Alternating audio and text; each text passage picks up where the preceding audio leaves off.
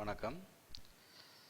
இன்றைக்கி binary search tree பார்ப்போம். இப்போ ட்ரீயில் ஸ்பெஷல் டைப்ஸ்ன்னு பார்த்தோம்டாரம் பைனரி ட்ரீ பார்த்தோம். எந்த ஒரு நோட் எடுத்தாலும் அதுக்கு 2 சில்ட்ரன் இருக்கணும், அல்லது சில்ட்ரனை 2 இல்லை 2 விட குறைய சில்ட்ரன் இருக்கணும், 2 விட கூட சில்ட்ரன் இருக்காது. பைனரி சர்ச் ட்ரீ என்று எடுத்தோம்டா அது ஒரு பைனரி ட்ரீ. இனி பைனரி ட்ரீண்டா என்ன விளக்கம் கொடுக்க தேவையில்லை, 2 அல்லது 2 விட குறைஞ்ச பிள்ளைகள் இருக்கணும். அதாங்க சொல்லி கிடக்கும் உங்களுக்கு. ஒரு பைனரி ட்ரீ. இப்போ பைனரி சர்ச் ட்ரீ என்ன இதில் கொடுத்துருப்பாங்க. It is a binary tree such that for every node n in the tree, அந்த ட்ரீயில் ஒவ்வொரு நோட்டு எடுத்தீங்களென்றாலும் all keys in n's left subtree are less than the key in n. கவனிங்கோ, நான் அந்த விஷயத்தை சொல்ல மறந்துட்டேன். இதில் ரூட்டை பற்றி காய்ச்சினான், பேரண்டை பற்றி காய்ச்சினான், லெஃப்ட் சைல்டு ரைட் சைடை பற்றி காய்ச்சினான், சிப்ளிங்கை பற்றி காய்ச்சினான், லீஃபை பற்றி காய்ச்சினான். சப்ட்ரீன்னு ஒன்றும் இருக்குது. அதாவது ஒரு குறிப்பிட்ட நோட்டு எடுத்தோம்னா அந்த நோட்டுக்கு இந்த கரைக்கு வர இதை லெஃப்ட் சப்ட்ரீன்னு சொல்கிறோம். இந்த கரைக்கு இந்த பக்கம் வர இது ஒரு ட்ரீ, இது ஒரு ட்ரீ, ரைட், இது ரைட் சப்ட்ரீ. ஏ இந்த லெஃப்ட் சப்ட்ரீ, இது ரைட் சப்ட்ரீ. இது அந்த சொல்லில் வருது, கொஞ்சம் கவனிக்கணும். அப்போ குறிப்பிட்ட ஒரு நோட்டு எடுத்தோம்டா அதில் இருக்கிற வேல்யூவை விட சின்னெல்லாம் இஞ்சால வரவணும், பெருசெல்லாம் இஞ்சால போகணும். எந்த ஒரு நோட்டு எடுத்தாலும் அந்த நோட்டில் இருக்கிற எலிமெண்ட்டை விட சின்ன வேல்யூ எல்லாம் லெஃப்ட் சப்ட்ரீக்கில் இருக்கும், பெரிய வேல்யூ எல்லாம் ரைட் சப்ட்ரீல இருக்கும். அப்படியான ஒரு அமைப்பு இருக்குமானால் அதை நாங்கள் பைனரி சர்ச் ட்ரீன்னு சொல்கிறோம். நாங்கள் இப்போ சமனான வேல்யூ வந்துட்டா என்ன நடக்கும்? If duplicate keys R allowed, அதாவது ஒரே வேல்யூ வந்துட்டால் இது எங்கே கொண்டே போடுறதுன்ற எல்லாமே பிரச்சனை ஒன்று இருக்குது. நீங்கள் ஒன்று செய்யலாம், சின்னன் அல்லது சமனண்டா லெஃப்ட் சப்ட்ரீக்கில், பெருசண்டா ரைட் சப்ட்ரீக்னு சொல்லலாம். அல்லது சின்னனண்டா லெஃப்ட் சப்ட்ரீக்கில், பெரிது அல்லது சமன் என்றால் ரைட் சப்ட்ரீக்னு சொல்லலாம். அல்லது டியூப்ளிகேட் கீ வரவே கூடாதுன்னு சொல்லலாம். அதாவது ஒரு வேல்யூ ஒருக்கா வந்தால் இனி 2வது தரம் வரக்கூடாதுன்னு சொல்லலாம். இப்போ இந்த உதாரணத்தில் நாங்கள் அதை தான் செய்திருக்கிறோம். அதாவது டியூப்ளிகேட் கீயே இருக்காது, எல்லாம் தனித்தனி வேல்யூஸ் என்ற மாதிரி யோசிக்கிறோம். டியூப்ளிகேட் கீ வந்தால் அந்த வேல்யூ அதுக்கு போட தேவையில்லை, ஏற்கனவே போட்டாச்சு என்ற அர்த்தம் அந்த பைனரி சப்ட்ரீக்கில், பைனரி சர்ச் ட்ரீக்கில். அப்போ அதுதான் சொல்லியிருக்குது. எந்த ஒரு பைனரி சர்ச் ட்ரீண்டா என்ன மீனிங்ண்டா, எந்த ஒரு நோட்டு எடுத்தாலும் அந்த நோட்டில் இருக்கிற எலிமெண்ட்டை விட சின்ன எலிமெண்ட் எல்லாம் அதில் லெஃப்ட் சப்ட்ரீக்கில் போகணும், பெரிய எலிமெண்ட் எல்லாம் ரைட் சப்ட்ரீக்கை போகணும்.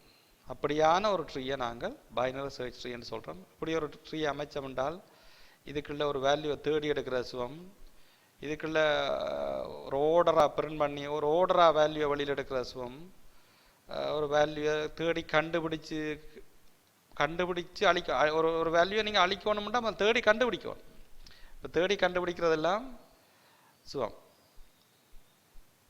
சரியா? அப்போ பைனரி சர்ச் ட்ரீக்கு நான் இதில் ஒரு லிங்க் ஒன்று எடுத்து வச்சிருக்கிறேன். இந்த லிங்கை நாங்கள் யூஸ் பண்ணுவோம் பைனரி ட்ரீக்கு. இதில்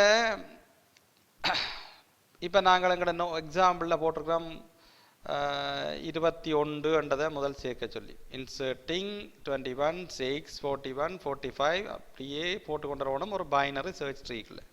சரி, 21 நாங்கள் சேர்க்க போகிறோம். 21 சேர்க்குறாண்டா இதில் உதாரணத்துக்கு 21 என்று போட்டுட்டு இன்சர்ட் கொடுக்குறோம், சரியா? இது ரூட் ட்ரீக்கு வந்துச்சு. அடுத்து என்ன சேர்க்க சொல்கிறோம்? 6 சேர்க்க சொல்கிறோம். அப்போ 6 சேர்த்து பார்ப்போம். 6 இன்சர்ட் எங்கே வரணும்னு நினைக்கிறீங்க? 21 விட 6 சின்னனா பெருசா? சின்னன். அப்போ இங்கே வரணும், விளங்குதா? அடுத்தது 41 சேர்க்க சொல்கிறோம். இப்போ 41 சேர்த்து பார்ப்போம். எங்கே வரணும்னு நினைக்கிறீங்க? 41 விளங்குதா? சரி, அடுத்ததா என்ன வேல்யூ? 45 வடியா பாருங்கோ. இப்போ 45 போட்டால் 21 விட 45 பெருசு, அப்போ இஞ்சால வரும். 41 விட 45 பெருசு, அப்போ இஞ்சால வரும். அப்போ இஞ்சி நேக்கில் வரப்போகுது. ரைட்டா? இப்போ 45 விளங்குதா? சரி, இப்போ நான் ஒரு 43 சேர்த்தா என்ன நடக்கும்?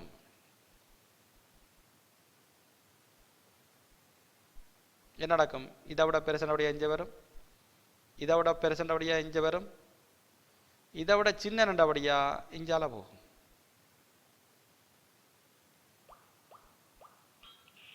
விளங்குதா? இப்போ யோசிங்கோ.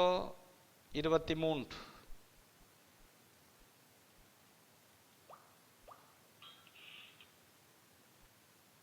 இப்போ யோசிங்கோ. 6 சாரி 6 சரி ஓகே 16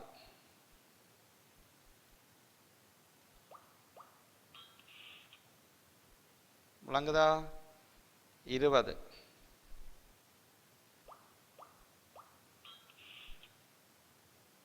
29 போட்டிருக்கேன், 29 போட்டிருக்கேன்.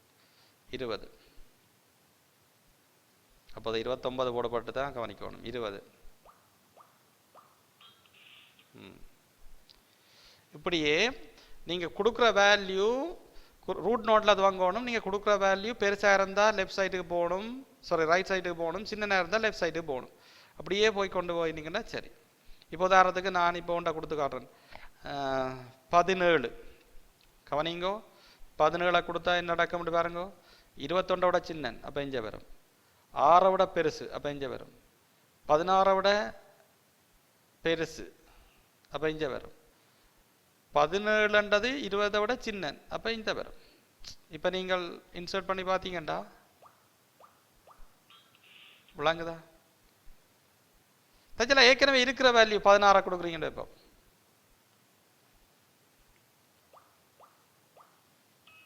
ரைட், ஏற்கனவே இருக்கின்றபடியா அதில் இன்சர்ட் பண்ண தேவையில்லைன்ற அர்த்தமாகுது.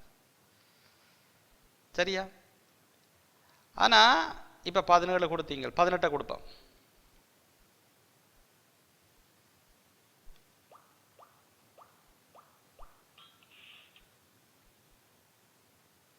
பத்தொன்பதை கொடுப்போம்.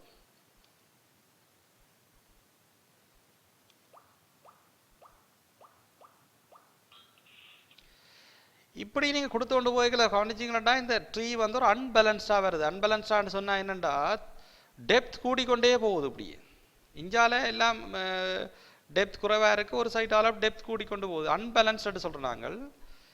இந்த அன்பேலன்ஸான ட்ரீயில் நிறைய குறைபாடுகள் இருக்க வேண்டபடியால் இன்னொரு வகை ட்ரீ கண்டுபிடிச்சினா ஏவிஎல்ன்னு சொல்லி, இது 3 பேர் அதாவது கண்டுபிடிச்சாங்கள பேரை வச்சு கொண்டு தான் அது பேர் வச்சிருக்கு ஏவிஎல்ன்னு சொல்லி.